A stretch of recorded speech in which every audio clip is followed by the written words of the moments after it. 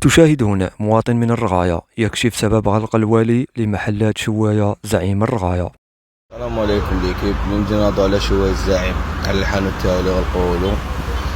كاين بزاف قال لك على جال كومبايسونس هي ماشي على جال هذيك باينه. هاي شوف هاولي قريب فوركو قريب السيد مجالي منين.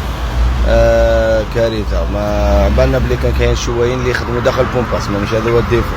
هاوليك شوف الكومبرون مصيب بالهربينه تاعو. شوف اللي طريق اونفير ماشي تاعو تفاصل الهربينه ماشي الديفو تاع شوايه الزعيم. هما جاي الموتور تحتهم تاكلهم بزاف.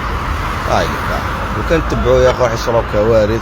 هو الزعيم رغاية راه تحققت الامنيه وراه غلق بالبركه عليكم يا الحسادين. هكذا وش يكون طريق في الحبس. هباك باللي كاين واحد لاكاتيغوري تاع العباد قلبوهم بيضاء وقلبوهم كحوله. جابوه عقابو الزوالي عقابو حتى نغلق. كاين ناس في الدنيا هادي تتعب باش تنجح، وكاين ناس واحد اخرى تتعب باش تكسر الناجح. ربي يوفقك خويا العزيز، كيما كنت مأيدك من الاول مازال مأيدك لدوكا خويا حمزه.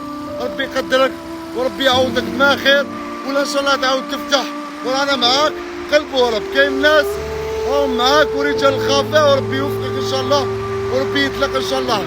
صراح كل مسجون مظلوم وربي يطلق صراح.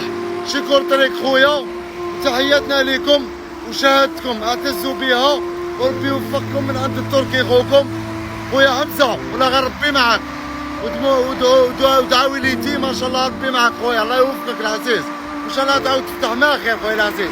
سكاره في العديان. السلام عليكم.